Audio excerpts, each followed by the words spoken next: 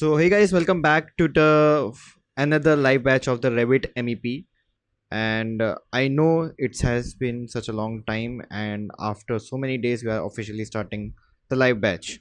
Okay, so welcome to the live batch of the Revit MEP, and welcome to the PTS CAD expert. Okay, which is a team of professionals which deal in the AEC industry. Okay, और आज से हम लोग Revit MEP का नया batch live start करने वाले हैं। तो मेनली अभी हम लोग क्या करने वाले हैं, प्रेजेंटेशन के थ्रू मैं आप लोगों को बताने वाला हूँ कि सॉफ्टवेयर क्या होने वाला है and what will be the agenda of today's session, ताकि आप लोगों को एक डायरेक्शन मिल सके। ठीक है, डायरेक्शन बहुत ज़रूरी है। और देखा जाए तो अगर आप सभी यहाँ आए हैं तो कुछ ना कुछ एक होप लेकर के आए होंगे और किसी को कुछ ना कुछ सीखना होगा नया। So in this session, we are going to talk about what is the future of the BIM industry and what is Revit software, what is Revit MEP और बाकी काफ़ी सारी चीज़ों के बारे में आज हम चर्चा करने वाले हैं, बहुत डेप्थ में और बहुत ही डिटेल में। तो we will learn each and everything in very detail. Okay, तो आज फर्स्ट डे है, कोशिश ये करेंगे कि मैं इसको थोड़ा लाइट रखूँ एंड आप सभी को in general and lemon terms में मैं कोशिश करूँ एक्सप्लेन करने की, जितना ईजी से ईजी वे हो सके उसमें समझाऊँ कि हमारा जो मेन गोल है और हम जो यहाँ पे सिखाने वाले हैं वो कितना इम्पॉर्टेंट है और आप इसको सीख कर कितना खुद को स्किलफुल कर सकते हैं। So it is going to be very theoretical session. Am I also going to show the project as well. Let me tell you, it's still not, मतलब कंप्लीट तो नहीं हुआ है वो, बट अभी अंडर प्रोग्रेस है मैं कहूँगा अभी, बट मैं शो कर दूंगा आप लोगों को। ठीक है, चलिए स्टार्ट करते हैं इसका session. Let me share my screen. Okay, so this is the complete introduction for the Revit 2024 और आप देख सकते हैं यहाँ से हम शुरुआत करने वाले हैं। सो चलिए स्टार्ट करते हैं आज का सेशन।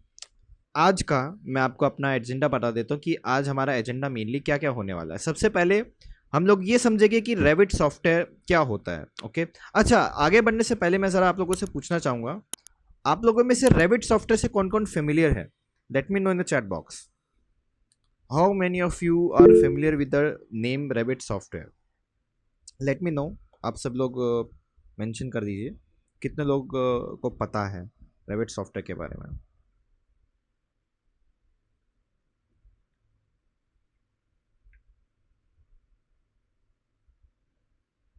ओके, ठीक है। एनीवन और बाकी लोगों को? Basic architecture MEP, yes I know Revit। Okay, ठीक है, ठीक है। I'm talking about in general, not MEP part. I'm just talking about the Revit software. Okay, good. ठीक है, काफ़ी लोगों का है idea. Okay, that's very impressive. ठीक है, ओके, गुड। जिनको नहीं है कोई बात नहीं, we will talk about that thing in upcoming session. ठीक है, in this later session we will talk about it. Okay, ठीक है, ग्रेट। ओके, चलिए। सो काफ़ी सारे स्टूडेंट्स जो हैं वो इससे फेमिलियर हैं, इस टर्म से, रेविट के बारे में। Then I hope screen is shared. Then we will talk about the BIM. Okay, BIM के बारे में बात करेंगे, role of BIM and the importance of BIM into the AEC industry, कि क्या इसकी इंपॉर्टेंस है उसके बारे में हम चर्चा करेंगे। उसके बाद हम जानेंगे रेविट MEP सॉफ्टवेयर के बारे में, कि जो रेविट है, एक तो रेविट है और एक रेविट MEP है। ओके, उसके बारे में हम थोड़ा समझेंगे यहाँ पर। फिर बिल्डिंग सर्विसेज को समझेंगे कि what are the building services. उसके बाद हम जानेंगे importance of Revit MEP into the AEC industry. फिर हिस्ट्री, ओके, और फीचर्स और जॉब एंड स्कोप, इसके बारे में आज हम चर्चा करने वाले हैं बहुत डिटेल में। Okay, so let's move head towards the first slide, that is what is a Revit software. Revit actually में है क्या, इसको थोड़ा जान लेते हैं, क्योंकि रेविट MEP को जानने से पहले हम रेविट को यहाँ पे जानेंगे, रेविट को समझेंगे कि व्हाट इज रेविट। देखिए, रेविट आपका क्या है? Revit is a BIM software, that is a building information modelling software. ये सॉफ्टवेयर डील करता है आपके कंप्लीटली डिजाइनिंग के अंदर। ये डेवलप किया गया है बाय ऑटोडेस्क। ओके, और it's a 3D intelligent building component software. यहाँ पे मैंने एक टर्म यूज किया, 3D intelligent building component software, यानी कि एक ऐसा सॉफ्टवेयर जिसमें आपके जितने भी कंपोनेंट्स हैं वो 3D मॉडलिंग की तरह एक्ट करेंगे। अब वो क्या है, कैसे है, ये हम लोग BIM के वाले पार्ट में ज़्यादा डेप्थ में जानेंगे। ठीक है, ये जो सॉफ्टवेयर है इसको वर्ल्ड वाइड प्रोफेशनली द्वारा यूज किया जाता है, और ये जो software specifically for designing, planning, चाहे आप 3D मॉडलिंग कर रहे हैं, 3D डिजाइनिंग कर रहे हैं, उसके लिए स्पेशलाइज्ड है। ना सिर्फ उसी चीज के लिए, बल्कि आप इसमें प्रोजेक्ट डिटेलिंग के ऊपर भी काम कर सकते हैं, एनालिसिस, क्लैश डिटेक्शन, ओके, आपका एस्टिमेशन हो गया, क्वांटिटीज हो गई, मटेरियल टेक ऑफ हो गया, ओके, आपको अगर BOQ पे ऊपर काम करना है, या फिर अगर आप BIM 360 के थ्रू काम करना चाहते हैं, यानी कि वर्क शेयरिंग जैसे कॉन्सेप्ट पे आपको काम करना है, प्रोजेक्ट कोऑर्डिनेशन के ऊपर काम करना है, एंड डायनेमो वगैरह इन सब के थ्रू काम करना है, then this software is for you. यानी कि कहने का मतलब ये है कि एक ऐसा सॉफ्टवेयर जो इंडस्ट्री लेवल के जितने भी पैरामीटर्स हैं, उन सबको मैच करता है, that is your Revit software, okay. यानी कि इसके पास पूरी कैपेबिलिटी है कि आप इसके अंदर प्रोजेक्ट को इन डेप्थ डिजाइन कर सकते हैं, और ये आपको एक ऐसा एनवायरनमेंट प्रोवाइड करवाता है जिसके अंदर सभी इंजीनियर्स एक साथ बैठ करके, यानी कि एक ऐसे एनवायरनमेंट में एक साथ बैठ करके काम कर सकते हैं, और अपने डिजाइनिंग के जितने भी क्रिएटिव आइडियाज हैं उनको इंप्लीमेंट करके एक रिजल्ट जनरेट कर सकते हैं जो भी इनका डिजायरेबल गोल है, ठीक है। That is about the entire Revit, okay. अब यहाँ पे एक टर्म आपने सुनी है BIM, that is the building information modelling. ये तो हमें पता चल गया कि ये है क्या। अब इसका एक्चुअल मतलब क्या है, what does the BIM stands for, and what does it means to our AEC industry. अब जानते हैं इसके बारे में, ठीक है। चलिए आगे बढ़ने से पहले मैं ज़रा आप लोगों से जानना चाहूँगा, जैसे अभी हम लोग BIM के बारे में बात कर रहे हैं, तो कितने लोगों को BIM के बारे में अच्छे से पता है? Let me know in the chat box. How many of you are familiar with the term name BIM, and what do you know about BIM from your side? फिर मैं इसके बारे में बताऊंगा। जिनको भी पता है they can know about the BIM, okay?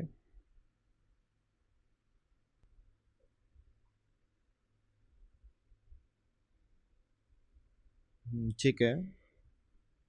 आप लोग हैंड्स डाउन कर सकते हैं प्लीज, जो भी क्वेश्चन है वो लोग सेशन के बाद ही लेंगे। Not bore about BIM, okay, ठीक है। बिकॉज इसी के बेसिस पे हम लोग सॉफ्टवेयर सीखने वाले हैं, यही कॉन्सेप्ट आपका काम आएगा। इनफैक्ट इंटरव्यू बेसिस पे पूछा जाता है आपका, काफ़ी क्वेश्चंस आते हैं। In fact BIM execution plan BEP के ऊपर भी पूछा जाता है, ओके, ठीक है, okay. Note more about the BIM। बाकी और कोई अपने तरफ से क्वेश्चन आंसर देना चाहे, लेट मी नो।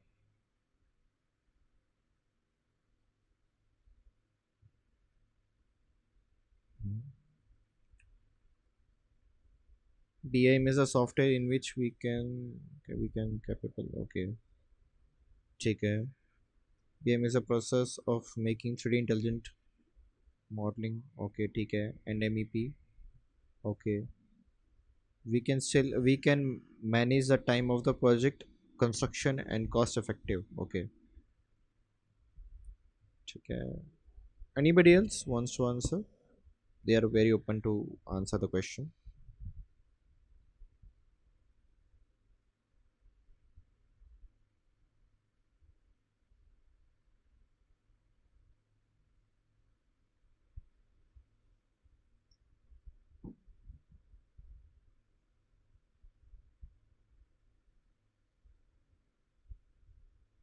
और बाकी और कोई आंसर नहीं देना चाहेगा? एनीबडी?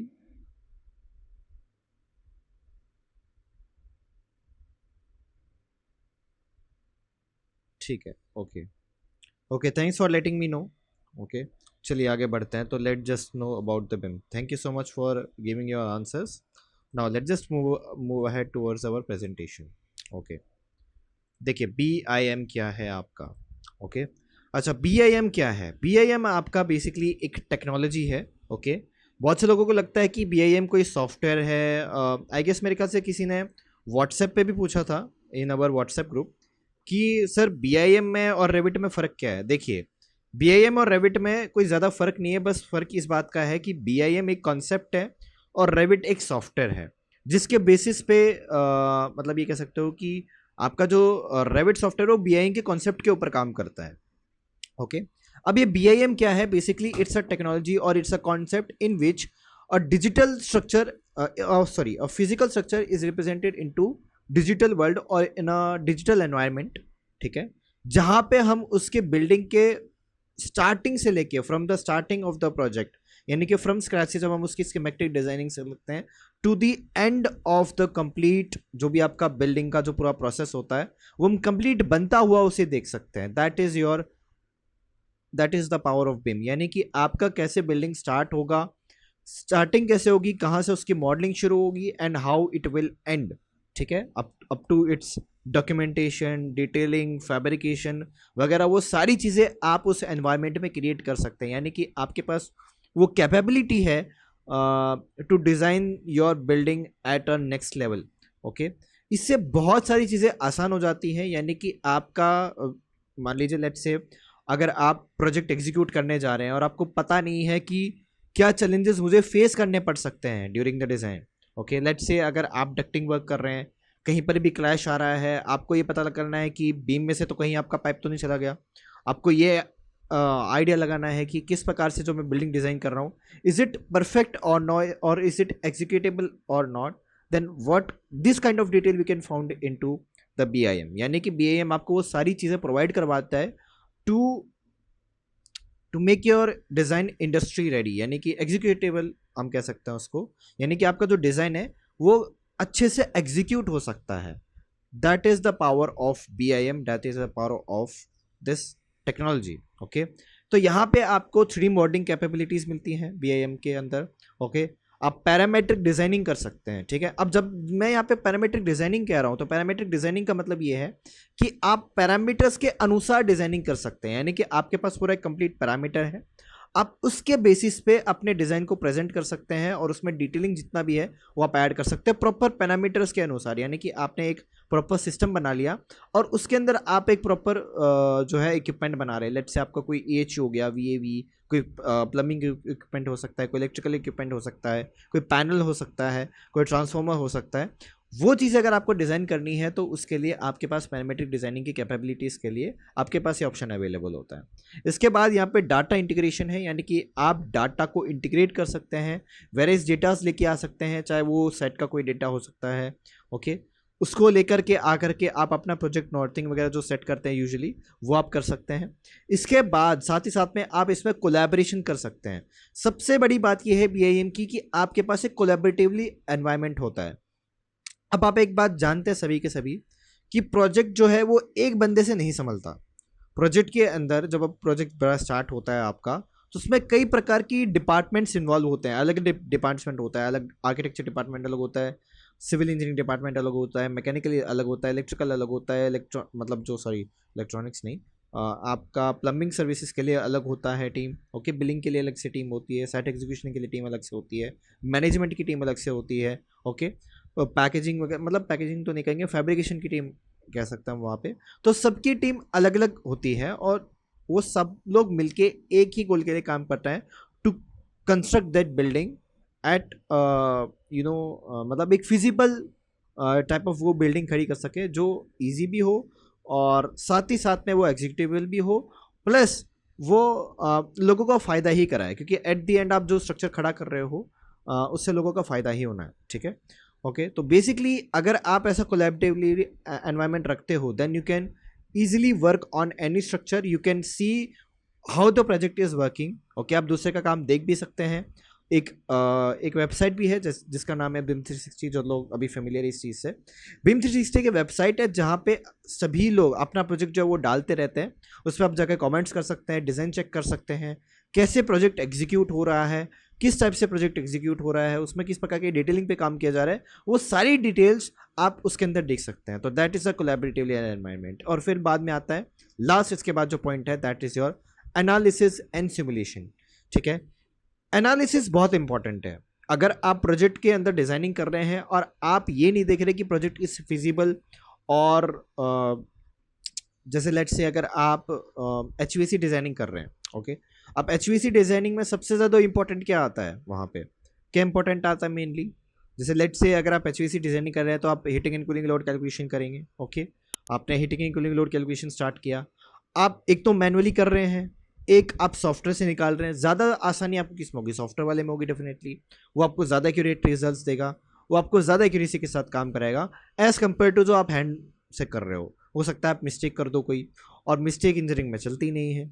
तो इससे सही तो ये है कि आप सॉफ्टवेयर के थ्रू करें, तो सॉफ्टवेयर आपको ज़्यादा बेहतर रिजल्ट देगा। आप सिमुलेशन कर सकते हैं, देख सकते हैं कि how the project is gonna work, okay, इसका interior exterior, how the project will look, उन सब का डाटा आपको यहाँ पे देखा जा सकता है। तो that is the power of BIM, okay. यही रीज़न है कि जिसकी वजह से इसका रोल बहुत बढ़ जाता है। हमारी AEC इंडस्ट्री बहुत ही ज़्यादा कॉम्प्लेक्स है, एंड आप एक बात देख पाते हैं कि एक जो प्रोजेक्ट साइट पे आता है, अच्छा कितनी बार ऐसा हुआ है, मैं late me know in the chat box, कितने बार ऐसा हुआ है कि आपके पास जितने भी लोग साइट पे काम कर रहे हैं, कितनी बार ऐसा हुआ है कि आपने अपनी जो ड्राइंग साइट पे आई उसको वापस भेजा रेक्टिफिकेशन के लिए? How many times you have send your project for the rectification? Late me know in the chat box. ठीक है, 2 टाइम्स, 4 टाइम्स, मेनी टाइम्स, और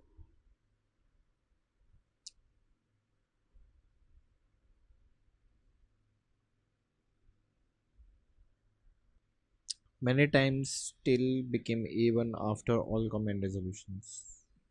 मेरे को समझा नहीं क्या कहना चाह रहे हैं। Okay, any other people who wants to answer?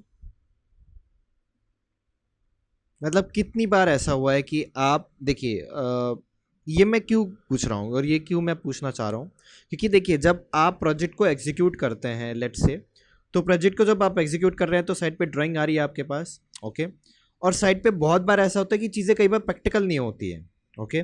तो जो लोग कैड के ऊपर काम करते हैं, कैड के ऊपर ही डिज़ाइनिंग करते हैं, तो उसमें प्रॉब्लम ये है कि आप उसको 3D में नहीं देख सकते, ठीक है। जो लोग कैड पे काम कर रहे हैं, आप में से काफ़ी लोग कैड पे काम कर रहे होंगे, है ना। अब दिक्कत उसमें ये आती है कि आपने 2D वायरिंग तो कर लिया, फिर 2D में आपने प्लान बना लिया, बट उसमें ये पता नहीं लग रहा कि कहाँ क्लैश हो सकता है, कहाँ बीम से वो कहीं कट तो नहीं कर रहा, ओके। अगर आप सेक्शन क्रिएट भी करेंगे तो आपको बनाना पड़ेगा बाकायदा अलग से, ठीक है। तो ऐसा कुछ है नहीं देखने के लिए, आपके पास वो एनवायरमेंट नहीं है, और अगर है भी तो फिर आप ज़्यादा से ज़्यादा आप प्रोबेबली आप जा सकते हो ऑटोकैड 3D के लिए, या उससे ज़्यादा आप ऑटोकैड MEP में चले जाएंगे। बट एक्चुअल जो डेटा आपको चाहिए, एक्चुअल जो डाटा आपको रियल टाइम में चाहिए, वो रेविट MEP में ही मिलेगा आपको, ठीक है। रेविट MEP में आपको ज़्यादा एडवांस ऑप्शन मिलते हैं। इनफैक्ट हमने जो लास्ट प्रोजेक्ट किया है उसमें आप देख पाएंगे कि किस प्रकार से वर्क हुआ है, मैं वो दिखाऊंगा थोड़ी देर में ही, ओके। तो मेनली जो चीज़ है, मेनली जो हमारा जो गोल होना चाहिए, that is to provide the details without any clashing, ठीक है। क्योंकि क्या होता है ना कि जब हम प्रोजेक्ट को डिज़ाइन कर रहे हैं तो हम कैड के थ्रू ही नहीं कर सकते, कैड में आपको बस प्लानिंग करनी है, लेकिन अगर हम देखें कि कहाँ पे जब आप डिज़ाइन कर रहे हैं तो साइट के ऊपर आप क्या चैलेंजेस फेस कर सकते हो, ठीक है। लेट से बीम में कहीं कॉलम में कहीं तो नहीं जा रहा, कहीं ये पार्ट ठीक से एग्जीक्यूट हो सकता है या नहीं, तो वो सारी चीज़ें देखने के लिए आपके पास एक एनवायरनमेंट ऐसा होना चाहिए जिसके अंदर आप बिल्डिंग के वो सारे एस्पेक्ट्स देख पाओ, ओके। चाहे वो उसका आर्किटेक्चर एस्पेक्ट हो, चाहे वो उसका स्ट्रक्चरल एस्पेक्ट हो, चाहे वो उसका बिल्डिंग सर्विस का एस्पेक्ट हो, दैट इज अवर MEP। तो उस चीज़ को चेक करने के लिए आपके पास एक एनवायरनमेंट होना चाहिए, और वो एनवायरनमेंट आपको BIM ही प्रोवाइड करवाता है। तो जब तक आपके पास वो BIM वाला एनवायरनमेंट नहीं है तो आप प्रोजेक्ट को एग्जीक्यूट नहीं कर पाओगे। तो that's why it is very important कि आप BIM को जानें और उसको सीखें और उसको अडेप्ट करें, ताकि आप जब प्रोजेक्ट के ऊपर काम करें तो आपको पता हो कि आप किस लेवल के ऊपर प्रोजेक्ट को एग्जीक्यूट कर रहे हो, ठीक है। तो ताकि सामने वाले को सारी डिटेल्स पता लग जाए, ठीक है। ओके, तो I hope you got it.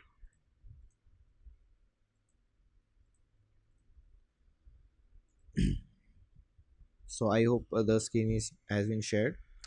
तो बेसिकली कहने का मतलब ये है कि जो इम्पोर्टेंस है इसका, जो इम्पोर्टेंस है वो यहीं से समझ में आ जाता है कि जब आप प्रोजेक्ट को डिज़ाइन कर रहे हैं, उसके ऊपर काम करके देख रहे हैं, then it is very much important कि आप बिल्डिंग के वो सारे एस्पेक्ट प्रॉपरली देख पाएँ, ठीक है।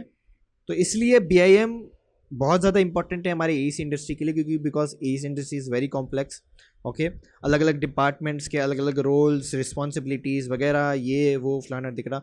और इसी के साथ साथ अगर आप ये जानना चाहते हो कि आपका रोल क्या है, तो BIM आपको एक अपॉर्चुनिटी प्रोवाइड करवाता है through the BEP, that is the BIM execution plan, ठीक है, ओके। और BIM एग्जीक्यूशन प्लान की हेल्प से ही आप ये पता लगा सकते हो कि आपका रोल एंड रिस्पॉन्सिबिलिटी क्या है। एक डॉक्यूमेंट होता है प्रॉपर, अगर जिनको नहीं पता हो तो, ठीक है। अच्छा, कौन कौन फेमिलियर है with the help of BEP?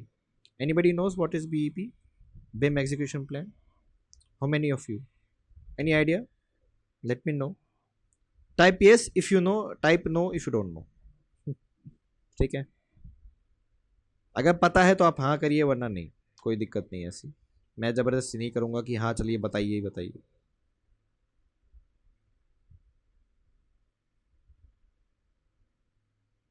Okay ठीक है। ओके, बीईपी क्या होता है देखो। चलो ठीक है, काफ़ी लोगों ने नो जवाब दिया है। ओके, एक बंदा मिल गया जिसने यूट्यूब पे मेरी वीडियो देखी है। सही है। Okay, I got you. ठीक है, नो नो नो। ओके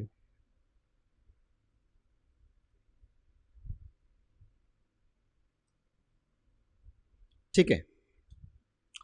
तो मेनली बीईपी क्या होता है देखिए, कई बार क्या होता है हमारे, लेट्स से मैं एक छोटा सा एग्जांपल लेता हूँ। जब हम लोग सरकारी ऑफिस में जाते हैं ना, तो बहुत बार ऐसा होता है कि हमारा डॉक्यूमेंट इधर से उधर घूम रहा होता है कि नहीं आपको 5 नंबर वाले टेबल पे जाना है, 6 नंबर वाले टेबल पे जाना है, तो वो बहुत होता है। ठीक है। लेकिन बीईपी में क्या होता है कि सबके रोल्स और रिस्पॉन्सिबिलिटीज डिसाइड होते हैं। ठीक है। कि जो आपके पास प्रोजेक्ट आया है उसमें उसका रोल एंड रिस्पॉन्सिबिलिटी क्या है। दूसरा, वो किस लेवल पे एग्जीक्यूट होगा, उसमें प्रोजेक्ट के कैसे फेजेस होंगे। ओके। कौन कौन इस प्रोजेक्ट में इन्वॉल्व है, कौन कौन से स्टेक होल्डर्स हैं। साथ ही साथ में हमें उसमें यह भी पता चलता है कि प्रोजेक्ट की इंफॉर्मेशन क्या है, क्या किस मतलब इसका क्लाइंट कौन है। ठीक है। प्रोजेक्ट की कॉस्ट क्या आ सकती है यहाँ पे, और वो बाकी सारी डिटेल्स कंपनी के थ्रू शेयर की जाती हैं। ओके। और इसके लिए चाहे तो इसमें गवर्नमेंट को इन्वॉल्व मान सकते हैं, जो प्राइवेट कंपनीज हैं या प्राइवेट प्लेयर्स हैं उनको मान सकते हैं। ठीक है। वो सभी लोग एक साथ मिलके बीपी जैसे डॉक्यूमेंट को लेते हैं और उसमें चेक करते हैं कि उनका इसमें काम क्या क्या है। उसमें कंपनी भी मेंशन होती है बाकायदा। ओके। प्रोजेक्ट का फेस कैसे होगा, किस लेवल पे वो एग्जीक्यूट होगा, वो सारी design and planning details, basically आप इसको कह सकते हो डिजाइनिंग का ब्लूप्रिंट। ठीक है। कि डिजाइनिंग का अगर आपको ब्लूप्रिंट देना है, देखना है, तो रीड बीईपी। बीईपी आपको देखना है, यानी कि बिम एग्जीक्यूशन प्लान आपको देखना है, तो आपको उससे पूरा डाटा पता लग जाएगा। ठीक है। तो that is the BEP, that is the BIM execution plan. ठीक है। अच्छा, ये तो बीईपी हो गया। ओके। लेकिन अब प्रोजेक्ट किस लेवल पे एग्जीक्यूट हो रहा है ये भी हमें समझना पड़ेगा। जिसमें एक आता है आपका बिम मैच्योरिटी लेवल। ओके। एक बिम मैच्योरिटी लेवल आता है, मैं अगर इसमें अवेलेबल है तो मैं आपको दिखाता हूँ, जस्ट गिव मी। तो this is the BIM maturity level. Okay. ये प्रोजेक्ट के वो लेवल्स होते हैं, या फिर मैं ये कहूँ बीआईएम का लेवल होता है। ठीक है। कि आपका जो प्रोजेक्ट है उसके अंदर जो सॉफ्टवेयर यूज़ है, या फिर मैं ये कहूँ आप किस लेवल के कोलैबोरेशन पे वर्क कर रहे हो, उस सब का डेटा पता लगता है। ठीक है। सबसे पहले आता है लेवल ज़ीरो। लेवल ज़ीरो मतलब क्या, बिल्कुल शून्य नहीं, मतलब बेसिकली बिल्कुल लो लेवल। ओके। यानी कि इसमें हम बात मान सकते हैं कि आपका वैसे तो लेवल ज़ीरो का मतलब नेम ही हुआ यहाँ पे, नेम नाम से ही है। यहाँ पे कैड सॉफ्टवेयर यूज़ हो रहा है आपका। ठीक है। Which is the low collaboration. इसमें कैड कोऑर्डिनेशन भी बेसिक बेसिक होगा, एक्सटर्नल रेफरेंस के थ्रू आपने इंपोर्ट किया या सॉरी लिंक किया आपने, और उसके थ्रू काम हो गया। फिर इससे आगे अगर हम जंप करें तो वो आता है लेवल वन, जिसमें आपका 2D एंड 3D इन्वॉल्व होता है। ठीक है। जिसमें आपका पार्शियल कोलैबोरेशन होता है, जिसमें हम लोग कई बार कहते हैं ना, काफ़ी सारे स्टूडेंट्स आते हैं हमारे पास जो कहते हैं हमें कैट टू बिम सीखना है, तो कैट टू बिम वाला पार्ट इसी में होता है। ठीक है। फिर आता है उससे नेक्स्ट लेवल, यानी कि लेवल टू। वो है 4D एंड 5D, यानी कि complete full level of collaboration. यानी कि इसके अंदर आप कंप्लीटली काम कर रहे हो टूवर्ड्स द बिम, यानी कि आपने पूरा का पूरा जो काम है वो अपना शिफ्ट करके बीएएम पे ही डाल दिया। अब आपको कैड में इसमें कुछ करना नहीं पड़ रहा, बस में भी शायद लिटिल बिट आपको चेंजेस करने पड़ रहे हैं, हल्का फुल्का आपको कुछ काम करना पड़ रहा है ड्राइंग के थ्रू। ठीक है। लिटिल बिट एडिटिंग हो सकती है इसमें, लेकिन मोस्टली आपका काम सारा बीआईएम के ऊपर हो रहा है। चाहे वो डिज़ाइनिंग हो, प्लानिंग हो वगैरह, वो सारी चीज़ें, आप डाटा इंपोर्ट करना हो, वो सारा का सारा काम आप बीआईएम के थ्रू ही कर रहे हो। इनफैक्ट आप फसाड डिज़ाइनिंग कर लो, चाहे वो डायनेमो का यूज़ ले लो। ठीक है। या और कोई आप ऑप्शन यूज़ कर रहे हो, वो सबका भी कोलैबोरेशन यहाँ देखने को मिलता है। इसके बाद हम लोग शिफ्ट कर जाते हैं towards the last, that is the level three. ठीक है। यहाँ पे फुल इंटीग्रेशन आ जाता है, यानी कि अब आप आईएफसी का भी यूज़ कर रहे हो और अलग अलग जो फॉर्मेट्स है रेविट के उनका भी प्रयोग कर रहे हो, यानी कि जितना भी आपका काम है वो सब कुछ बीआईएम पे शिफ्ट हो चुका है। ठीक है। कंप्लीटली बीआईएम ऑनलाइन प्लेटफॉर्म के लिए आप बिम 360 यूज़ कर रहे हो, सारा का सारा काम बीआईएम के ऊपर शिफ्ट हो चुका है। ओके। करंटली अगर मैं इंडिया की बात करूं, in our country we are already dealing with this two levels. Starting के जो दो लेवल्स आप देख रहे हो, कुछ कुछ अभी हम लोग लेवल टू पे भी आ चुके हैं हल्का फुल्का, लेकिन लेवल वन और लेवल टू पे ही मैं बोलूँगा। अगर आप गवर्नमेंट का जो प्रोजेक्ट लेके देखे, जो आपका थर्ड या फोर्थ क्लास प्रोजेक्ट्स होते हैं या थर्ड क्लास प्रोजेक्ट्स होते हैं, ठीक है। अभी प्रोजेक्ट के क्लासेस होते हैं अलग अलग, ये आपने कभी पढ़ा भी होगा, मे बी इन बीटेक और डिप्लोमा जो भी है, ओके। तो वहाँ पे आपने पढ़ेंगे कि प्रोजेक्ट के क्लासेस होते हैं, ठीक है। तो मे बी शायद अगर हम देखें तो गवर्नमेंट के जो छोटे मोटे प्रोजेक्ट्स होते हैं वो कैड लेवल पे एग्जीक्यूट हो जाते हैं, ओके, उनमें इतना बीआईएम का यूज़ नहीं होता। लेकिन जब हम थोड़ा आगे बढ़ते हैं, when it comes to designing the building, तो उसके लिए फिर लेवल 1 के ऊपर शिफ्ट हो जाता है, ठीक है। बेसिकली आप इसको थोड़ा थोड़ा रिलेट कर सकते हो Elodie, that is the level of development, okay. तो जो लेवल ऑफ डेवलपमेंट है वो यहाँ पे आप इसका यूज होते हुए देख पाएंगे, ठीक है। तो यानी कि आपका प्रोजेक्ट का लेवल यहाँ पे शिफ्ट हो जाता है, यानी कि अब आप थोड़ा सा डिटेलिंग में काम करने लगे हैं। उसके बाद फिर लेवल 2, जैसे मैंने आपको बताया, कंप्लीट जो कोलैबोरेशन है, ओके। जितनी भी आपकी डेवलप कंट्रीज है, let's say USA, Japan, China, आपका यहाँ पे नॉर्वे, जितने भी नॉर्डिक कंट्रीज हैं, या आपकी यूरोपियन कंट्रीज आप ले सकते हो, लेट्स से नॉर्थ अमेरिका की जितनी भी कंट्रीज है आपके पास, ओके। लेट्स से आपका मिडल ईस्ट में आप सऊदी अरेबिया ले सकते हो, दुबई ले सकते हो, ओके। इनफैक्ट इंडिया में भी है, वैसे इंडिया में तो नहीं कहूँगा मैं इतना, लेकिन लेवल 2 पे अभी यही कंट्रीज काम कर रही हैं। अभी हमारा काम इस पे ही हो रहा है। हाँ, कुछ कुछ कह सकते हो, जो लोग अभी काम कर रहे हैं मे बी शायद उन्होंने फेमिलियर फेस किया हो, क्योंकि अभी मैं इतना तो नहीं हूँ, लेकिन फिर भी कुछ हद तक शिफ्ट हो चुका है वहाँ पे, ठीक है। लेवल 6 पे भी अब काम चल रहा है, इट इज़ अंडर प्रोग्रेस, तो अब वो आपको पता चल जाएगा इन फ्यूचर, ठीक है। तो that was about the all, ठीक है, that is about the all, कह सकते हो that is that is the BIM, okay, BIM maturity level, okay. कि बिम मेच्योरिटी लेवल किसको बोलते हैं, कि एक ऐसा लेवल जहाँ पे आप वो कंप्लीट डिटेल देख पा रहे हैं, यानी कि आपका प्रोजेक्ट किस लेवल पे एग्जीक्यूट हो रहा है, उन सब की डिटेल्स वहाँ से पता लग जाती हैं, ठीक है। बाकी वो सारी डिटेल्स जो आपको BEP में भी मिल जाएंगी, ठीक है। आपका LOD कैसे होगा, LOD 100, LOD 200, LOD 300, LOD 350, फिर 400, फिर 450, फिर 500, ऐसे चलता रहता है, ठीक है। 500 कंप्लीट आफ्टर द रेक्टिफिकेशन होता है, ठीक है, ओके। तो फिलहाल के लिए मैं आपको आगे बढ़ा देता हूँ, ठीक है। आई होप इतना आपको समझ में आ गया होगा। लेट जस्ट मूव अहेड, ठीक है। तो ये था role about the complete BIM importance in AC industry. अब हम आगे बढ़ जाते हैं, अब हम बात करते हैं हमारे सॉफ्टवेयर के टाइप्स के बारे में। देखिए, ये तो थे कि BIM का मतलब क्या है, BIM किसको बोलते हैं, इंपॉर्टेंस क्या है, वो सब हम सब ने समझ लिया है। नाउ अब हम समझते हैं कि यहाँ पे आपके सॉफ्टवेयर जो है, रेविट जो है कंप्लीट पैकेज कह सकते हो उसको, इट्स अ कंप्लीट पैकेज, जिसके अंदर आपको 3 वर्टिकल्स मिलते हैं। कितने मिलते हैं? 3 वर्टिकल्स, जिसमें आपका पहला आता है रेविट आर्किटेक्चर, ओके, फिर आता है रेविट स्ट्रक्चर, और तीसरा आता है रेविट MEP, यानी कि आपको 3 वर्टिकल्स मिलते हैं, ओके। जिसमें रेविट आर्किटेक्चर में आप बेसिकली आर्किटेक्चर वर्क करते हो, ठीक है। जो भी आपको आर्किटेक्चर डिटेल्स आपको देखनी है वो सब आपको मिलती है यहाँ पे। उसके बाद आता है यहाँ पे रेविट स्ट्रक्चर, यानी कि आप स्ट्रक्चरल वर्क कर रहे हो, ओके। तीसरा फिर आता है रेविट MEP, यानी कि जो हमारा मेन फोकस है वो, ठीक है। Just give me a second, ठीक है। तो बेसिकली यहाँ पे क्या है आपके पास, Revit MEP, okay. Revit architecture और रेविट स्ट्रक्चर से हमारा इतना लेना देना नहीं है, हमारा मेन जो फोकस होगा वो रेविट MEP होगा, ओके। तो इसके बारे में जानते हैं, ठीक है। अब इसके बारे में जानने से पहले हमें यहाँ पे बिल्डिंग सर्विसेज के बारे में दिया हुआ है, मैं इस पर आऊँगा अभी, ठीक है। रेविट MEP ज़रा जान लेता है, व्हाट इज़ रेविट MEP, मैं बता देता हूँ। अब सिंपल है, ज़्यादा कुछ नहीं है इसमें बताने लायक, कि आपका जो रेविट MEP है, इट मीन्स MEP मतलब आपको सबको पता ही है, that is the mechanical, electrical, plumbing. जो सॉफ्टवेयर या फिर जो वर्टिकल हमारा MEP में डील कर रहा है, that is HVAC, electrical and plumbing, that is your Revit MEP, that is the simple definition, okay. अब इस डेफिनेशन को थोड़ा डिटेल में समझने के लिए हमें बिल्डिंग की हायरार्कीज को समझना पड़ेगा, ठीक है। यहाँ पे आप देख सकते हैं आपके पास ये पूरी बिल्डिंग हायरार्की है, this is the building services hierarchy, जहाँ पे आप ये देख सकते हो कि जो आपका बिल्डिंग है, बिल्डिंग सर्विसेज जो है वो कितने पार्ट्स में डिवाइडेड है, ओके। अब बिल्डिंग सर्विसेज में आपके क्या क्या चीज़ें आती हैं ये देख सकते हो, this is the complete building services, okay, ठीक है। अच्छा, आप लोग कितना जानते हैं बिल्डिंग सर्विसेज के बारे में? Let me know in the chat box, how many of you are familiar with the term name building services? Anybody?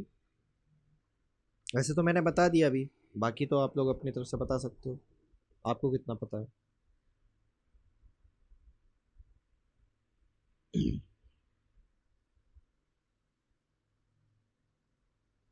Late me know in the chat box, बताइए बिल्डिंग सर्विसेज के बारे में।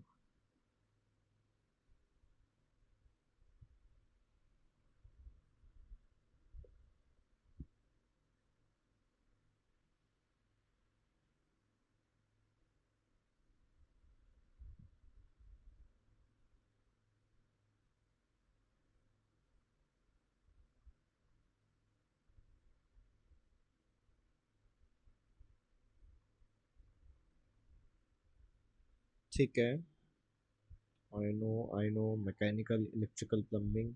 ठीक है, fire fighting, duct. Okay,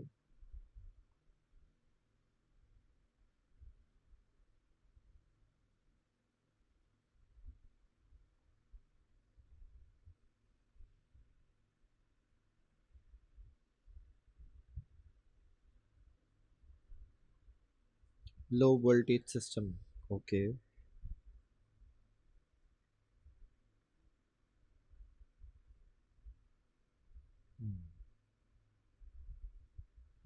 fire protection wet. ठीक है,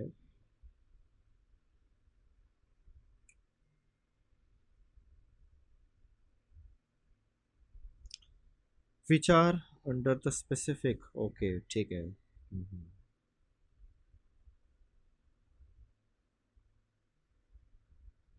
काफी लोग लो करंट सिस्टम लिख रहे हैं, this is something new I am learning.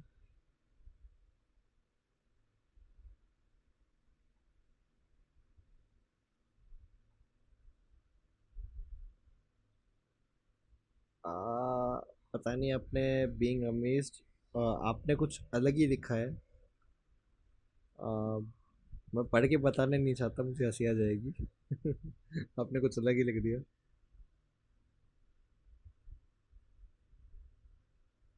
I don't know, मैं many people can see what you have written। ठीक है, okay, I am not just making up, it might be a mistake.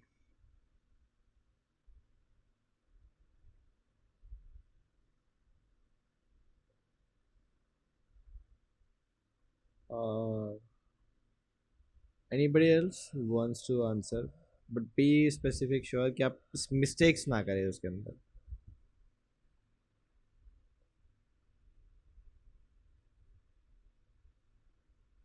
ठीक है, नहीं।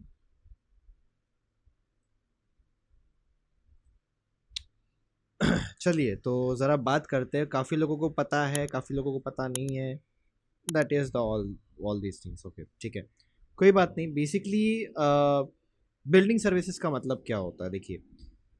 Building service थोड़ा decode करें अगर हम इसको, तो डिकोड करके हमें पता चलता है एक तो बिल्डिंग है और एक सर्विसेज है। ओके, अब सर्विसेज को हम कह सकते हैं कि जो आपको वो चीज़ें प्रोवाइड करवा रही है जो ज़रूरी है।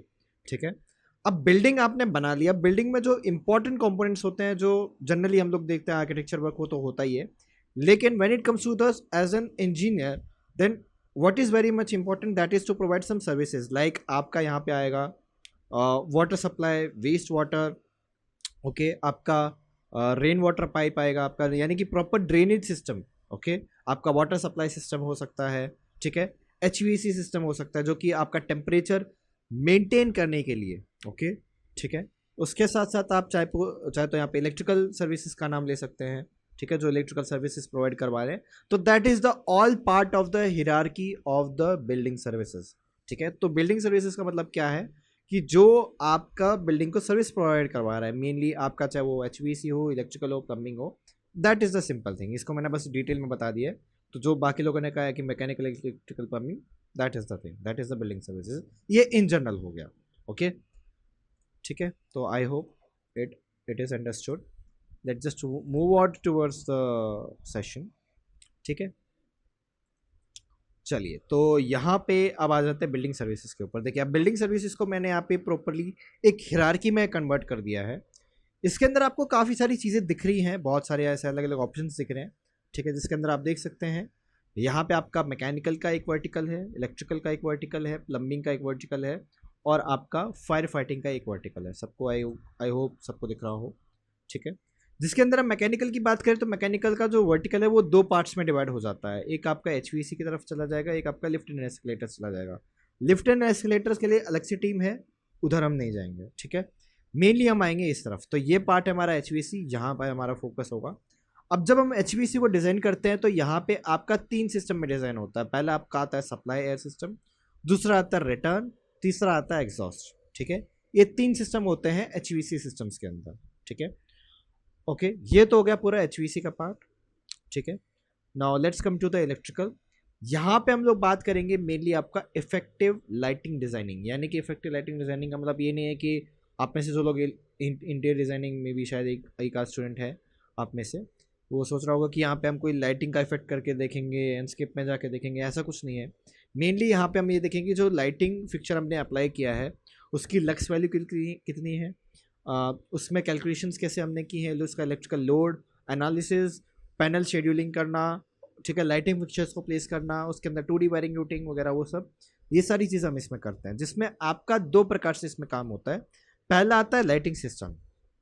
ओके, लाइटिंग सिस्टम में क्या आता है, आपका स्विचेस आता है, आपके रिसेप्टिकल्स आते हैं, आपके लाइटिंग फिक्चर्स आते हैं, ये सब आ गया है आपकी लाइटिंग में। पावर में आ गया आपका 2D wiring routing, conduit routing, cable tray, और लास्ट आपका पैनल हो गया, पैनल ट्रांसफॉर्मर वगैरह जो भी आपको मानना है वो सब आपके पैनल में आ गया, पावर सिस्टम, ठीक है। तो ये होता है इलेक्ट्रिकल। इलेक्ट्रिकल में 2 वर्टिकल्स हैं आपके, lighting system and power system, okay. फिर नेक्स्ट हम बात कर लेते हैं प्लम्बिंग के अंदर। प्लम्बिंग के अंदर हमें यहाँ पे 3 वर्टिकल्स दिखते हैं, ओके। अब 3 वर्टिकल मेन कौन से हैं आपके, that is the water supply, okay, जो कि आपको वाटर सर्विस प्रोवाइड करवा रहा है। हॉट वाटर सिस्टम कह सकते हैं, इट इज़ वेरी इंपॉर्टेंट, आजकल होटल्स वगैरह में भी देखा होगा हॉट वाटर सिस्टम होता है वहाँ पे। फिर सैनिटरी, ओके, सैनिटरी सिस्टम, ठीक है। फिर आपका सैनिटरी में बेसिकली आप कह सकते हो आपका black water pipe, grey water pipe, ये सब 2 पाइप सिस्टम्स आते हैं। फिर लास्ट आता है आपका ड्रेनेज, ठीक है, जिसमें आपका रेन वाटर पाइप जो डिस्पोज होके जाएगा। मे बी शायद आपका रेन वाटर हार्वेस्टिंग सिस्टम ले सकते हो, जो रेन वाटर हार्वेस्टिंग टैंक हम बनाते हैं साइड के ऊपर, वो हो सकता है। इसके बाद लास्ट वर्टिकल आता है आपका फायर फाइटिंग, ओके, जो कि फायर फाइटिंग के लिए अलग से टीम हो जाती है, जिसमें आपका फायर प्रोटेक्शन वेट जो सिस्टम होता है, जिसमें आपका होस पाइप आ गया, ठीक है, आपका फायर पंप रूम हो गया आपका, ठीक है, स्प्रिंकलर सिस्टम हो गया, फायर अलार्म सिस्टम, वो सब चीज़ें इसमें आ जाती हैं, ठीक है। तो this is entire the hierarchy of building services, ठीक है। यानी कि आपका ये कंप्लीट सर्विसेज बिल्डिंग में डील करता है, ठीक है। I hope it's clear now, okay. Now next move ahead and now talk about the importance of Revit MEP। देखिए, इतना सब हमने चर्चा की है, इतनी सारी हमने राम कहानियाँ गाई हैं अब तक, तो इतना तो मेरे ख्याल से समझ में आ ही गया होगा कि इसकी इम्पोर्टेंस कितनी है। क्यों आपको as an engineer why you should learn Revit at a first place, क्यों आपको ये सीखना चाहिए। इससे अंदाज़ा आप इसी बात से लगा सकते हो कि काफ़ी लोग यहाँ पे आए हैं, सीख के गए हैं। लगभग ये कह सकते हो कि एक ही बैच में 60-70-100 स्टूडेंट्स तक जा चुका है ये, ठीक है। और लोग आके सीख के गए हैं, लोगों की जॉब भी लगी है, प्लेस भी हुए हैं लोग, और रेविट सीख के ही उनकी कहीं ना कहीं वो प्लेस हो चुके हैं और आज काम कर रहे हैं। मे बी आप में से कुछ लोग भी हों भी।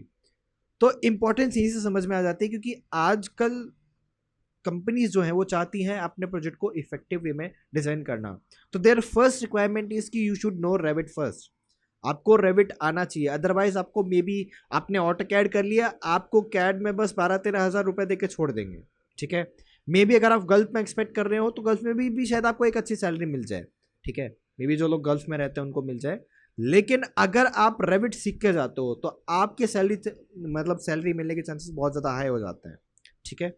अगर आप अपने आप को स्किलफुल करके जाते हो, लेट्स से आपने रेविट सीख लिया, you know the BIM, you know the importance, then you can work easily, आप बहुत अच्छे से काम कर पाएंगे, आप अपने आप को ज़्यादा बेहतर स्थिति में देख पाएंगे। जो लोग आज काम कर रहे हैं, सीख के गए हैं, उनके प्लेसमेंट्स भी हुई हैं, उनको लोगों की जॉब भी लगी है, यही बहुत इंपॉर्टेंट होता है। यही बहुत से लोगों के मन में सवाल आता है कि सर क्या रेविट MEP मुझे सीखना चाहिए एज अ सिविल इंजीनियर। तो जी हाँ, आपको सीखना चाहिए। अगर आप प्लम्बिंग वर्क में काम करते हो, क्योंकि आपका प्लम्बिंग का भी काम होता है, भले ही मैकेनिकल इलेक्ट्रिकल में आपका इतना रोल नहीं है, आप अगर चाहते हो कि मैं प्लम्बिंग के ऊपर काम करूं तो you should learn Revit MEP, ठीक है। ऐसे ही अगर आप HVAC इंजीनियर हो, मैकेनिकल की साइड से हो, then you should know how the BIM works, okay. भले ही आपकी फील्ड बिल्डिंग सर्विसेज में ना हो, ठीक है, आपने इससे पहले बिल्डिंग का नाम भी ना सुना हो, या फिर आप ऐसी फील्ड से आए जिसमें मैन्युफैक्चरिंग बनी हुई है, research and development, sheet metal work से चीज़ें भरी हुई हैं, आई नो, बट ये चीज फील्ड नहीं है। अगर आप कुछ नई चीज़ें सीख के जाते हैं तो आपके लिए एक अपर हैंड होगा, आप बाकी लोगों से ज़्यादा स्किलफुल होगे। आज के समय में स्थिति थोड़ी दयनीय है, मैं कहूँगा। आज आप देख रहे होंगे बहुत से लोगों की जॉब नहीं लग रही है। कारण ये है कि वो लोग स्किलफुल नहीं है, उनके पास वो स्किल, रिक्वायर्ड स्किल ही नहीं है। इनफैक्ट इनफैक्ट जो नेस्कॉम का डेटा बताता है कि कई सारे इंजीनियर्स जो ग्रेजुएट के निकलते हैं, ठीक है, मे भी शायद आप में से कॉलेज स्टूडेंट हो एक आध, तो वो सब अभी जो सीख रहे हैं ना, वो इंडस्ट्री में उतने लेवल पे काम नहीं आएगा। बहुत बेसिक बेसिक चीज़ें सीख रहे हैं अभी आप। कितने लोग कॉलेज में हैं अभी यहाँ पे, let me know. How many of you are studying in currently, कितने लोग कॉलेज में हैं अभी, let me know. Okay, type yes in the chat box, those who are working, those who are in the college.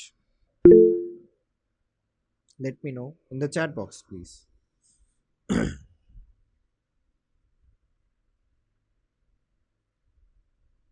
yes type कर दीजिए ताकि मुझे पता रहे कितने लोग काम कर रहे हैं। कॉलेज में कितने लोग हैं, कॉलेज स्टूडेंट और यूनिवर्सिटी जो लोग पढ़ रहे हैं अभी, अगर शायद एक ही है। ओके, एनीबडी एल्स, और कोई है कॉलेज से यहाँ पे, या सभी मोस्टली वर्किंग ही है? मोस्टली शायद मैं वर्किंग ही देखे थे अभी तो, बट एक आध तो होना चाहिए यहाँ पे।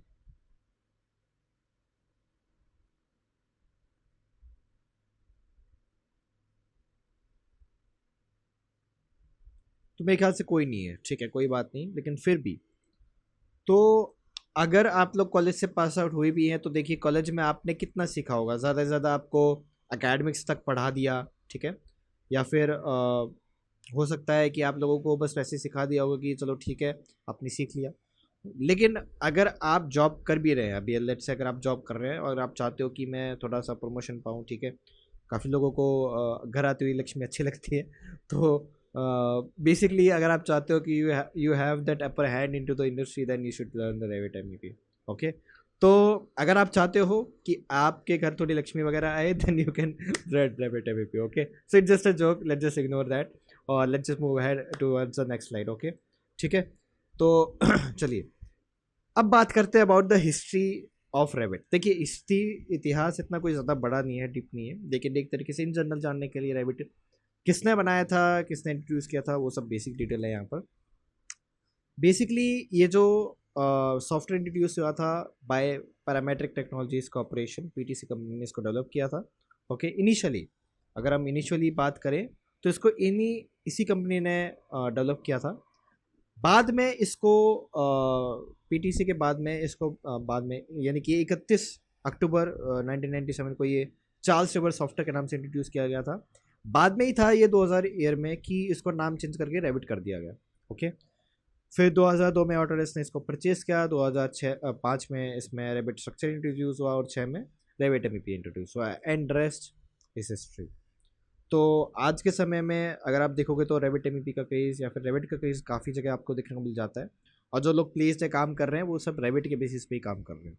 ओके, तो that is the power of Revit, ठीक है, तो that is the basic history. Okay, now let's talk about the features. Okay, अब कोई सॉफ्टवेयर आपको क्यों सीखना चाहिए, कहीं ना कहीं वो उसके फीचर्स भी बता देता है, ठीक है, ऐसा कुछ तो होगा ना इसमें कि लोग इसको इतना क्यों सीख रहे हैं, इसमें ऐसा क्या है, ठीक है। तो इसके फीचर्स बहुत सारे हैं। पहली बात तो आज इसमें इंटीग्रेटेड डिज़ाइन का ऑप्शन मिलता है, ठीक है, आप 3D मॉडलिंग एंड डिज़ाइनिंग इसमें बहुत अच्छे से कर सकते हैं, एनालिसिस एंड सिमुलेशन आप बहुत अच्छे से कर सकते हैं। सुनने में आपको ये BIM से फेमिलियर इसलिए लग रहा होगा क्योंकि ये BIM ही है। ओके, हमारा Revit software he is Revit software जो है वो BIM के कॉन्सेप्ट पे काम करता है, तो इसलिए आपको कुछ चीज़ें फेमिलियर साउंड करेंगी यहाँ पे, ठीक है। कोलैबोरेशन, आप डॉक्यूमेंटेशन कर सकते हैं, शेड्यूलिंग कर सकते हैं, क्वांटिटीज़ कर सकते हैं, टेक ऑफ कर सकते हैं, वॉक थ्रू कर सकते हैं, और पैरामेट्रिक मॉडलिंग कर सकते हैं। यानी कि ये सारे ऑप्शंस जो हैं आप रेविट के अंदर परफॉर्म कर सकते हैं, ये इसके कोर फीचर्स हैं। ये समझ लीजिए अगर आप रेविट करके जाते हैं आपके पास ये एक अपर हैंड है कि इसके अंदर काफ़ी सारे अलग अलग ऑप्शन हैं जिसका आप फ़ायदा उठा के आप बहुत अच्छा डिज़ाइन क्रिएट कर सकते हैं, ठीक है, that is the capability of Revit. Okay, अच्छा, अब रेबिट के अगर हम बात करें, अब आते हैं सबसे बड़ा सवाल बहुत सारे स्टूडेंट्स का कि सर आफ्टर लर्निंग रेबिट मुझे किस पोजीशन पे जॉब मिलेगी, क्या पोजीशन होगी मेरी, मैं कहाँ जॉब लगूंगा। ठीक है, बहुत सारे लोगों का सवाल आ रहा होगा, ये इसका जवाब है। ठीक है, आप मैकेनिकल इंजीनियर बन सकते हो, इलेक्ट्रिकल प्लम्बिंग ये तो है ही इन जनरल। बाकी आप BIM coordinator, project manager, construction manager, Revit MEP engineer, BIM engineer, BIM manager और बिम मॉडलर। ओके, शुरुआत में से बिम मॉडलर या बिम इंजीनियर से ही होती है, उसके बाद जाके आप अपग्रेड कर सकते हो। और आपका पैकेज जो है स्टार्टिंग में मे भी कुछ 40-50 या 30,000 से शुरू हो, लेकिन आप लाख तक टच कर जाएंगे if you work hard, then definitely you can achieve anything and you can achieve a great success. ठीक है, अगर आपने 3-4 साल इंडस्ट्री में मेहनत की तो आप 80,000 और 1 लाख तक आराम से टच कर जाएंगे आग बंद करके। ठीक है, तो that is the power of Revit MEP. After doing Revit MEP you will have that upper hand कि आप प्रोजेक्ट को अच्छे से डिजाइन कर पाएंगे, और ये इसके बेसिस पे जॉब अपॉर्चुनिटीज अवेलेबल है। ठीक है, तो आप चाहे तो लिंक्डइन पे भागिए, चाहे आप naukri.com पे चाहिए, चाहे आप इंडीड पे भागिए, ग्लास डोर पे भागिए। ठीक है, जहाँ पे भी जाएंगे आपको रिक्वायरमेंट मिलेगी। ठीक है, बेसिकली इनके अंदर आपको काफ़ी सारे जो पोजीशन है उसके बेसिस पे आपको जॉब मिल सकती है बहुत आराम से। ठीक है, अच्छा अब आगे अगर बढ़े तो let's move on towards the software. ठीक है, तो अब बारी आती है आपको सॉफ्टवेयर दिखाने की।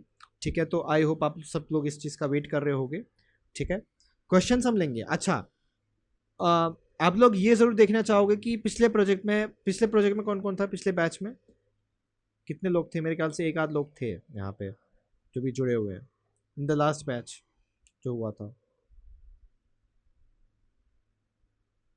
ओके ठीक है, आप थे, तो आपको तो खाया नाम याद है मुझे, Akshdeep and anyone else who was on the last batch. ठीक है, मैं लास्ट बैच का आप लोगों को प्रोजेक्ट दिखा देता हूँ कि लास्ट बैच में हमने क्या कवर किया है। तो ये देखिए, ये है हमारा लास्ट प्रोजेक्ट जो हमने एग्जीक्यूट किया था, और देख सकते हो इट्स लुकिंग वेरी कॉम्प्लेक्स। ठीक है, हमने काफ़ी चीज़ें इसमें एग्जीक्यूट की हुई है। तो जैसा आप देख सकते हो this is the complete HVAC, या फिर मैं ये कहूँ कंप्लीट MEP डिज़ाइन। ओके ठीक है, अब अगर हम एक्चुअल में देखें तो एक्चुअल में ये प्रोजेक्ट कुछ ऐसा दिखता है। अगर मैं कोऑर्डिनेशन में सेट करूँ तो देखिए, ये देखिए। ठीक है, यहाँ पे आप देख सकते हैं, यहाँ पे आप ऊपर पानी की टंकी देख सकते हैं, पाइप का कनेक्शन देख सकते हैं। ठीक है, ये नीचे से जा रहा है, डक्टिंग वगैरह आप देख सकते हैं बाहर से, ये सब चीज़ें दी हुई है, देख सकते हो। पीछे की तरफ आपका फायर प्रोटेक्शन सिस्टम लगा हुआ है। ओके, ये सब ठीक है। अब अगर आप ध्यान से देखेंगे तो आपको यहाँ पे फिक्चर्स भी मिलेंगे, ठीक है, अंदर की तरफ। ओके, लेकिन रियलिटी में अगर हम देखें इसको, एक्चुअल में ये प्रोजेक्ट अगर हम कोऑर्डिनेशन से हटा के इसको मैं मैकेनिकल करता हूँ तो आपको एक्चुअल में प्रोजेक्ट ऐसा दिखाई देगा। ठीक है, सी। और अगर मैं इसकी प्लानिंग दिखाऊं तो जैसे सबसे पहले अगर हम इलेक्ट्रिकल से शुरुआत करें तो this is the electrical plan. यहाँ पे आप देख सकते हैं यहाँ पे वायरिंग रूटिंग की गई है। Okay, 2D wiring routing. Okay, ऐसे ही यहाँ पे आपको केबल ट्रे भी मिलता है। अगर आप सीलिंग पे आएंगे तो this is the cable tray routing मैं दिखा देता हूँ यहाँ पर। आई गेस इसमें दे नहीं रखा, मे बी शायद इट्स डन इन पावर। हाँ, ये रहा। यहाँ पे आप देख सकते हैं this is the cable tray routing, see. तो यहाँ पे आपको केबल ट्रे का जो पूरा वर्क है वो दिख रहा है। यहाँ पे ये देख सकते हैं दिस आर द कॉन्ड्यूट्स। ओके, फिर नेक्स्ट हम लोग यहाँ पे सेक्शन दिखा देता हूँ। This is how the section looks like. Okay, ये एक पंप रूम का सेक्शन है, उसकी डिटेलिंग मैंने लास्ट प्रोजेक्ट में करके दिखा हुई है। ओके, देख सकते हैं this is the pipe, gate valve, उन सब की डिटेल है यहाँ पे। ये फायर प्लान है इसका। ठीक है, जो फायर प्रोटेक्शन सिस्टम होता है ये उसका लेआउट है। यहाँ पे आप देख सकते हो आपका फिक्चर्स वगैरह हैं अवेलेबल। ओके ठीक है, और अगर हम इसका बेस लेवल देखें तो बेस लेवल आपको दिखेगा यहाँ पे। ठीक है, इसकी सीलिंग लेवल पे भी दिखेगा, ये देखिए this is how the ceiling level looks like. Fine detail करूँगा तो यहाँ पे आप और अच्छे से देख पाएंगे। ठीक है, इसी के साथ साथ यहाँ पे अगर हम आए तो ये है आपका HVC का प्लान। ठीक है, this is how your HVC plan looks like. ठीक है, देख सकते हो यहाँ पे आप देखेंगे आपको कलर्ड में मिलेगा ये कम्प्लीटली। ठीक है, ऐसे ही आप इसका सर्विस रूम देख सकते हैं, this is the service room जहाँ पे आपका AHU सिस्टम प्लेस्ड है। ओके, ऐसे ही आपका यहाँ पे सीलिंग प्लान आता है इसका। ठीक है, वो तो फ्लोर प्लान था, ये इसका सीलिंग प्लान है जहाँ पे आप HVAC की डिटेल्स देख सकते हैं। यहाँ पे आपका सप्लाई, एयर, रिटर्न वगैरह वो सब देख सकते हैं यहाँ पे। ठीक है, ओके, इसके बाद प्लम्बिंग आता है, या इसके प्लम्बिंग की डिटेल है। ये देखिए प्लम्बिंग का जो वर्क किया गया है वो यहाँ पे आप देख सकते हैं, प्लम्बिंग वर्क। इसके बाद यहाँ पे आप देख सकते हैं HVAC schedule. Okay, this is the HVAC schedule, this is the outdoor space schedule, this is the electrical load schedule. Okay, ये देख सकते हो। इसके बाद यहाँ पे आता है इसका लोड रिपोर्ट, जो हमने HVAC का लोड रिपोर्ट निकाला था वो यहाँ पे आप देख सकते हैं। एक कंप्लीट हमने रिपोर्ट निकाला था विद हेल्प ऑफ HVAC, यानी कि कैलकुलेशन के बेसिस पे। ठीक है, तो heating and cooling load calculate करेंगे तो वो यहाँ पे आपको दिखेगा। ठीक है, इसके अलावा यहाँ पे आपको शीट वर्क भी मिलता है, this is your sheet work. Okay, ये रिफ्लेक्टेड सीलिंग प्लान है और यहाँ पे आपको मिल जाएगा शीट वर्क। ये देखिए, this is how the sheet work looks like, देख सकते हो। ठीक है, तो ये आपका इस प्रकार से विजिबल है। ठीक है, तो I hope you loved it. ठीक है, तो I hope it was impressive और not, let me know. I hope it was impressive. ठीक है, अभी नेक्स्ट प्रोजेक्ट भी मैं दिखाऊंगा। Let me know your feedbacks.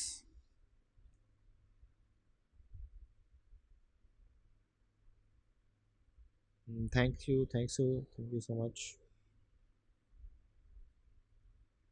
ठीक है,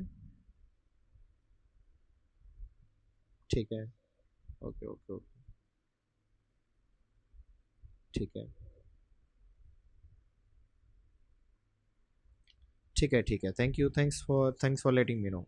चलिए, ये तो हो गया प्रीवियस प्रोजेक्ट जो हमने एग्जीक्यूट किया था। अब मैं आपको दिखाने वाला हूँ कि हम किस प्रोजेक्ट पे काम करने वाले हैं। ठीक है, I hope you are all are ready and you are all are excited. Show me some excitement in the chat box कि कितने लोग रेडी हैं। Are you excited to see what we are going to cover the next project? Okay, क्योंकि वो project वैसे complete तो नहीं हुआ है, बट मैं आपको कुछ झलकियाँ दिखा सकता हूँ उसकी। ठीक है, लेट मी शो यू। ठीक है, ओके, ठीक है, चलिए, तो let me show the project. ठीक है, तो इसकी मुंह दिखाई आप लोगों के सामने कर ही देते हैं। ठीक है, चलिए, तो let me show you and here it is. Okay, तो आप देख सकते हैं, I hope you are getting it कि what kind of project we are going to work on. तो ये एक हॉस्पिटल है, उसकी रेंडरिंग है ये। ठीक है, देख सकते हो, it is not that actual. अभी इसमें काफ़ी चेंजेस हुए हैं। अभी ये जो मेटेरियल देख रहे हो ये वो मेटेरियल नहीं है, एक्चुअली हमने इसमें चेंज किया है। ठीक है, और एक्चुअली में प्रोजेक्ट अभी ऐसा नहीं दिखता, इसमें काफ़ी चेंजेस कर दिए गए हैं। ठीक है, so this is the initial look, लेकिन ये अभी फाइनल लुक नहीं है। Let me tell you, this is the not the final look. Okay, so I hope it is impressive. Okay, लेकिन अभी this is not the final look. अब मैं आपको एक्चुअल प्रोजेक्ट दिखाता हूँ मैं, ये देखिए। ठीक है, can you see the project? Okay, मैं आपको पहले तो इसका 3D मॉडल दिखा देता हूँ मेन बाहर से। ये है इसका 3D model. Okay, see this is the hospital. Okay, complete इस तरह से बना हुआ है। अभी इसमें काम काफ़ी बाकी है, अभी आप देख सकते हो इसमें काफ़ी चीज़ें अभी बची हुई हैं। ओके, एंड मटेरियल वर्क अभी भी काफ़ी काम बाकी है, अभी ऊपर के फ्लोर्स पे भी काम नहीं हुआ है यहाँ पे। लेकिन हाँ, बाकी के दो जो फ्लोर्स हैं उन पे काम हो चुका है और अंडरग्राउंड लेवल पे भी काम हो चुका है। तो let me show you it's floor plan. तो फ्लोर प्लान भी मैं दिखा देता हूँ इसका, और इसका 3D में भी दिखा देता हूँ। ठीक है, तो let just come in to the Inkscape. Okay, और एंडस्केप में के थ्रू मैं दिखाता हूँ this is how it's looks like. Okay, तो आगे चलते हैं। तो सबसे पहले तो मैं आपको यहाँ पे एंट्रेंस एरिया दिखा देता हूँ। तो this is the reception area. Okay, you can सी। ठीक है, अब हम अंदर चलते हैं। तो अंदर देखिए, यहाँ पे कुछ पेंट का काम जो है वो बचा हुआ है थोड़ा बहुत। ठीक है, दिस इज़ द बेसिकली जो आपका ICU टाइप का जनरल वार्ड होता है वो यहाँ पे है। फिर नेक्स्ट अगर हम आगे चले तो यहाँ पे आपको डॉक्टर्स के लिए इस तरफ, ये डॉक्टर्स के लिए है। ओके, और यहाँ पे आपको बेसिकली ये है washroom. Okay, and this is the another doctors office. ठीक है, फिर ये आपका फीमेल जनरल वार्ड है, देख सकते हो। ओके, अब आप लोग कहोगे कि सर इतना कम क्यों है? लेट मी टेल यू, ऊपर भी है, ऐसा नहीं है कि नीचे ही होगा, ऊपर भी है। ठीक है, and this is the male general ward, देख सकते हैं। ठीक है, यहाँ पे इसके साथ WC, इसके साथ आपको वॉशरूम भी मिलेगा। ओके, ठीक है, ये भी इसमें कुछ भी काम नहीं हुआ है, इट्स कम्प्लीटली एम्प्टी। ओके, ऊपर चलते हैं। ठीक है, और काफ़ी लोग सोच रहे होंगे कि सर फीमेल वाले में 3 क्यों और इसमें 5 क्यों? मैं क्योंकि स्पेस का थोड़ा इशू था, दूसरा भी हमने ऊपर भी हम करेंगे। ठीक है, तो सबके लिए होगा इक्वल। ठीक है, डोंट वरी। फिर यहाँ पे आ जाते हैं, यहाँ पे ये है आपका फाइनल लुक। ठीक है। तो जो आपने इमेज में देखा था और जो फाइनल आ रहा है, यहाँ पे आप क्लियरली डिफरेंस देख सकते हो। This is what we have design first initially, this is what the final looks like. ठीक है, तो आप देख सकते हो। ठीक है, इसके बाद अगर हम अंदर चले तो ये इनके लिए वॉशरूम है। ठीक है, फिर यहाँ पे आप देख सकते हो ये आपका बेसिकली लैब के लिए आने वाला है यहाँ पे। ठीक है, अभी इसमें काफ़ी कुछ चेंजेस करने हैं, मिस्टेक्स हैं यहाँ पे कुछ। फिर इसके बाद बाकी सारी चीज़ें हैं यहाँ पर, और ये बेसिकली एमआरआई के लिए होने वाला है, और this is going to be operation theatre. Okay, और यहाँ पे इधर हमने वॉशरूम रखा हुआ है। ठीक है, ओके, बाकी ऊपर के फ्लोर्स पे अभी कुछ भी नहीं हुआ। ठीक है, you can see this is completely empty, nothing has been done. Okay, और इसमें भी आप देख सकते हो, अगर हम ऊपर टॉप फ्लोर पे चले तो this is the top floor. Okay, ये देख सकते हो, this is the complete top floor, ये रूफ टॉप आ गया हमारा। ठीक है, अगर हम नीचे चलें, नीचे आ जाते हैं अब हम, मैं अब आपको अंडरग्राउंड एरिया भी दिखा देता हूँ। ठीक है,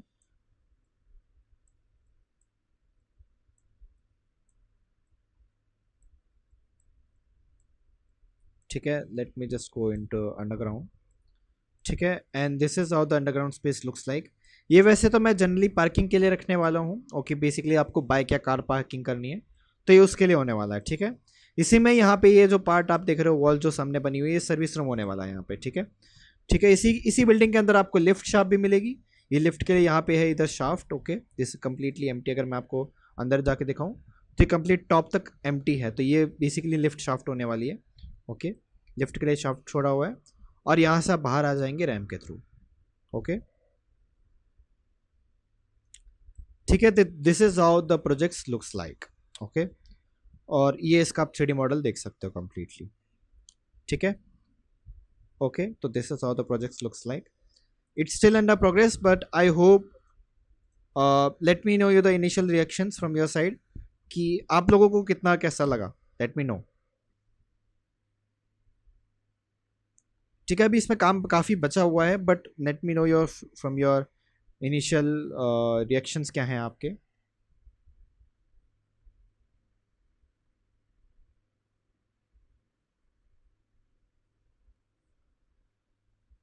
सब लोग तालियां बजा रहे हैं ग्रेट ग्रेट ग्रेट। हाँ, क्लीन रूम भी होने वाला है या।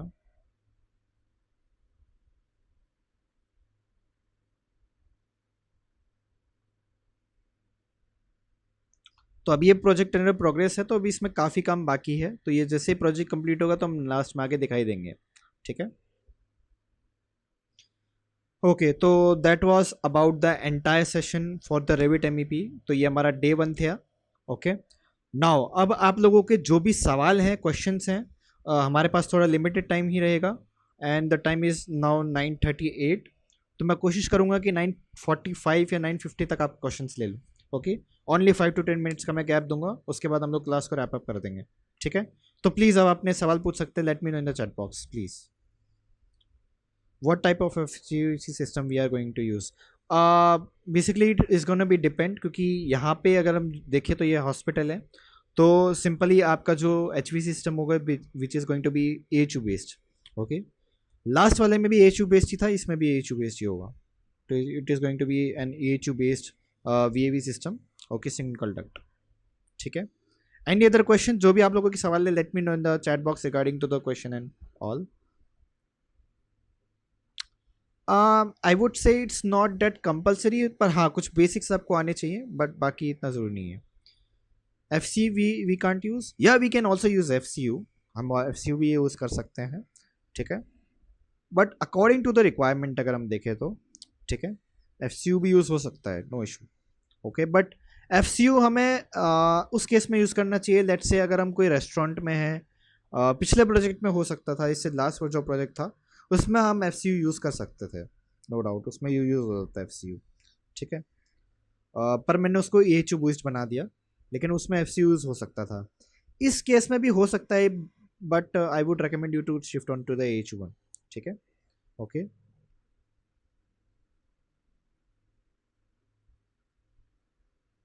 आप चाहें तो दोनों ले सकते हैं, दोनों फील्ड्स ले सकते हैं मिस्टर मुशबे रफ़ीक। अगर आपको चाहिए कि आप प्लम्बिंग में काम कर रहे हो तो प्लम्बिंग में भी जा सकते हैं, फायर फाइटिंग में भी जा सकते हैं, लेकिन आपको कोई एक ही चूज करना पड़े तो वो ज़्यादा सही रहेगा। एक पे फोकस करें, क्या तो प्लम्बिंग या फिर फायर फाइटिंग। प्लम्बिंग भी आप ले सकते हैं, फायर फाइटिंग भी। अ, ये चीज़ें हम लोग इलेक्ट्रिकल वाले पार्ट में डिस्कस करेंगे बहुत अच्छे से। अगर आपको, देखिए आपके ऊपर डिपेंड करता है, मैं आपको जिस फील्ड में जाना है, ज़्यादा आप किस में इंटरेस्टेड रखते हैं आप। अगर आप चाहते हैं कि फायर फाइटिंग में जाऊँ तो आप फायर फाइटिंग में भी काम कर सकते हैं, देर इज़ ह्यूज स्कोप। और सेम केस आपका प्लम्बिंग में भी आ जाता है। प्लम्बिंग में आपको अलग अलग फील्ड्स मिलेंगी, ठीक है। फायर फाइटिंग में आपको अलग प्रकार के टेम्पलेट्स पे काम करना पड़ेगा, बस वही यही फ़र्क है, ठीक है। What is COBie data? Let me check it from my side, ठीक है। Sprinklers, hostel risers etcetera use, हाँ इस केस में होगा definitely.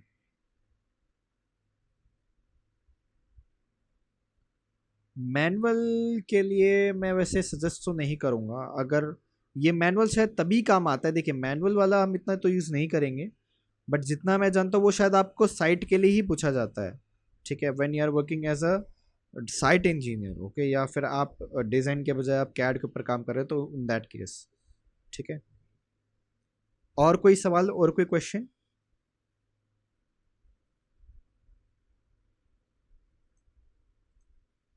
Sir, I have latest 2023. Is that the right version to run? Yeah, no problem. You can go for it. मैंने भी last जो batch पढ़ाया था इससे पहले वाला, उससे पहले वाला ऑफिस प्रोजेक्ट वाला, वो शायद मैंने रेविट 2023 में ही पढ़ाया था, 24 में नहीं। ये पिछला प्रोजेक्ट ही गया है जिसमें मैंने 24 पे अपग्रेड किया है, तो इस बैच में भी हम लोग 2024 यूज़ करने वाले हैं। तो मैं सभी को बता दूं कि इस प्रोजेक्ट के अंदर जो भी ये जो प्रोजेक्ट आप देख रहे हैं, इसको हम लोग 2024 में कवर करेंगे 2024 वर्जन में। बाकी ऐसी कोई दिक्कत नहीं है, आप लोग चाहे तो 2023 में कन्वर्ट कर सकते हैं। बाकी ये फाइल्स आपको आने वाली क्लासेस में शेयर कर दी जाएंगी, तो डोंट वरी।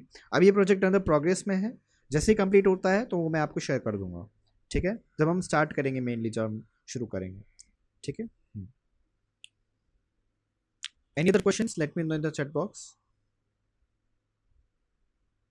ठीक है। We have only 2 or 3 minutes left.